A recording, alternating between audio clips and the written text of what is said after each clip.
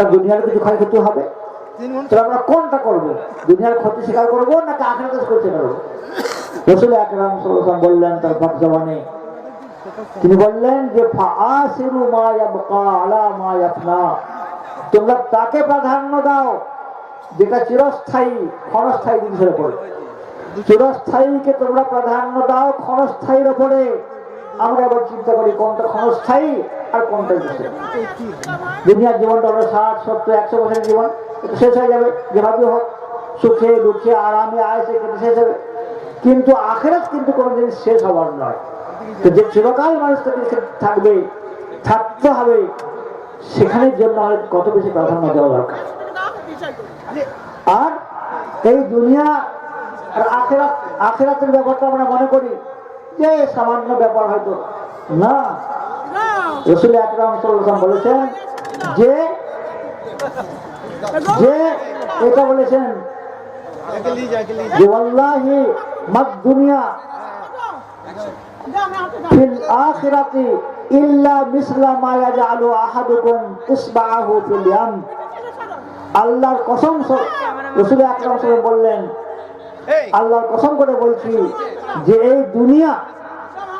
এই দুনিয়া আখিরাতের তুলনায় এমনই যেমন নাকি কেউ একটা আঙ্গুল ডুবালো তার সমুদ্রে।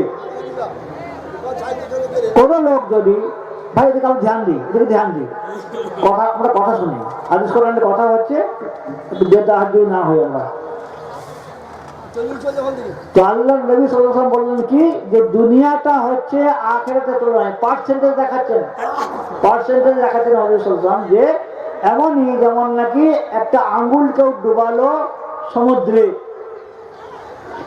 আপনি চিন্তা করুন যে একটা সমুদ্র, বিশাল বড় সমুদ্র, সেই সমুদ্রে আপনি আঙ্গুল ডোবালেন, আঙ্গুল ডোবানোর পরে আঙ্গুলটা উঠালেন, কত পানি উঠবে আপনার? এক বালতি উঠবে? এক ফোঁটাও না, এক ফোঁটাও পরিপূর্ণ নয়, এক ফোঁটাও তো পরিপূর্ণ উঠবে না, কারণ সেটা আপনার চোখে পড়ে যাবে। তো ঠিক ওই হলো পার্সেন্টেজ আখিরাতের সাথে দুনিয়ার। অর্থাৎ আখিরাতে দুনিয়ার যত রকমের বালা মুসিবত, দুঃখ, কষ্ট, দুর্দশা আছে, সব যদি জড়ো করা হয়, যোগ করা হয়, আখিরাতে যে দুর্দশা আসছে, জাহান্নামের যে শাস্তি, সেই শাস্তির তুলনায় এটা হলো একটা ফোঁটা মাত্র। আর আখিরাতের শাস্তি হলো একটা বিশাল বড় একটা সমুদ্র, সিন্ধু, এক বিন্দু আর এক সিন্ধু। অনুরূপ ভাবে দুনিয়া জগতের আরাম, আয়েশ, সুখ, স্বাচ্ছন্দ্য, শান্তি, টাকা, বাড়ি, গাড়ি, বিলাসিতা সব যদি যোগ করা হয়, একটা ফোঁটা হলো, এটা একটা মাত্র ফোঁটা মাত্র।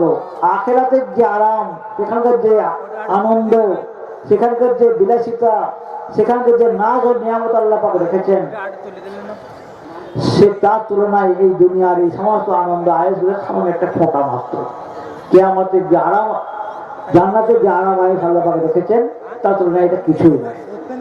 তাই হাদিসের মধ্যে বলা আছে যে কিয়ামতের দিনে আল্লাহ পাক এমন এক লোককে চয়েস করবেন যে দুনিয়াতে সব থেকে বেশি আরামে, খুশিতে, আনন্দে তার জীবন কেটেছে। যখন তাকে জাহান্নামে একবার যখন তাকে ডুবানো হবে, তাকে জিজ্ঞেস করা হবে যে বান্দা, তুমি কখনো খুশির মুখ দেখেছো, আরাম আয়েশের মুখ কখনো দেখেছো? যে সারাটা জীবন 60, 70, 80 বছর জীবনটা পুরো তার আনন্দেই কেটেছে, আরামেই কেটেছে, বিলাসিতাই কেটেছে, সে কসম খেয়ে বলবে যে আল্লাহর কসম করে বলছি আমি জীবনে কখনো আমি সুখের মুখ দেখিনি, জীবনে আমি কখনো সুখের মুখ দেখিনি। বলছে কেন? জাহান্নামে একবার মাত্র ডুবানো। ঠিক তার উল্টো হাদিসের মধ্যে বলা আছে যে একজন ব্যক্তিকে চয়েস করা হবে ইমানদার, কিন্তু দুনিয়াতে তার দুঃখ, দুর্দশা আর কষ্টতেই কেটেছে, তার পুরো জীবনটাই দুঃখ, দুর্দশা আর কষ্টে কেটেছে, সে বেচারা সুখের মুখ কখনো দেখেনি। সে লোক জান্নাতি হবে, যখন তাকে জান্নাতে একবার তাকে নিয়ে যাওয়া হবে, তাকে জান্নাতে একবার নিয়ে যাওয়া হবে, জান্নাতে একবার যাওয়ার পরে তাকে জিজ্ঞেস করা হবে যে বান্দা, তুমি কখনো কষ্ট, দুর্দশা দেখেছো? সে কসম খেয়ে বলবে যে আল্লাহ কসম করে বলছি জীবনে আমি কখনো দুঃখ, দুর্দশা দেখিনি। মুহূর্তের মধ্যে জান্নাতে সেই সুখ স্বাচ্ছন্দ্যের সামনে মুহূর্তের মধ্যে দুনিয়ার সমস্ত কষ্টকে একদম ভুলে যাবে। সেই সেই সেই জিনিস আসছে সামনে। রাসূল আকরাম সাল্লাল্লাহু আলাইহি ওয়াসাল্লাম সেটাই বললেন যে এই দুনিয়াটা হচ্ছে আখিরাতের তুলনায় এমনই, যেমন একটা ফোঁটা মাত্র, যেমন একটা বিন্দু মাত্র সিন্ধুর তুলনায়, একটা ফোঁটা মাত্র একটা সমুদ্রের তুলনায়। এই দুনিয়াটা হলো একটা ফোঁটা, আর আখিরাতে যে আরাম আয়েশ অথবা সেটা যে শাস্তি সেটা হচ্ছে একটা বিশাল বড় সমুদ্রের মতো। সুতরাং বুদ্ধিমান তো তারাই। রাসূল আকরাম সাল্লাল্লাহু আলাইহি ওয়াসাল্লাম তাই বললেন যে ফাআসিরু মা ইয়াবকা আলা মা ইয়াফনা, তোমরা তাকে প্রাধান্য দাও যেটা চিরস্থায়ী, তাকে প্রাধান্য দাও ক্ষণস্থায়ী জিনিসের উপরে।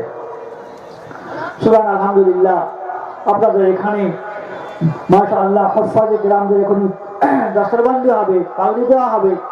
এটাও বড় খুশির বিষয় যে আপনারা অনেক মেহনত করেছেন, অনেক টাকা পয়সা দিয়েছেন, শ্রম দিয়েছেন এবং বুদ্ধি দিয়ে মেহনত দিয়ে এই মাদ্রাসাকে আপনারা গড়েছিলেন। আলহামদুলিল্লাহ তার ফসল আপনারা দেখতে পাবেন। বেশ কিছু ছাত্র আলহামদুলিল্লাহ আজকে দস্তরবন্দি হবে। তো সেই কোরআনে পাকের যে ইলম তাদের মধ্যে এসেছে আলহামদুলিল্লাহ। আমাদেরকে প্রত্যেকেই চেষ্টা করতে হবে, এই নয় যে খালি মাত্র তারাই শিখুক, না আমাদেরকেও শিখতে হবে, আমাদের ছেলেগুলোকেও শিখতে হবে। খালি আপনি মাদ্রাসার ছাত্রদেরকে শিখিয়ে দিলেন আর আপনার বা আপনার ছেলে ছুটে হয়ে গেল, না, প্রত্যেকেই শেখা জরুরি। এটা প্রত্যেকে যেটা ফার্জে আইন একদম। আল্লাহ জাল্লাহ শাহুল আমাদেরকে আল্লাহ পাক আমাদেরকে তৌফিক নসিব করুন। ওয়া আখিরু দাওয়ানা আলহামদুলিল্লাহি রাব্বিল আলামিন। হ্যাঁ ভাই, এখনই পাগড়ি প্রদান করা হবে। আমি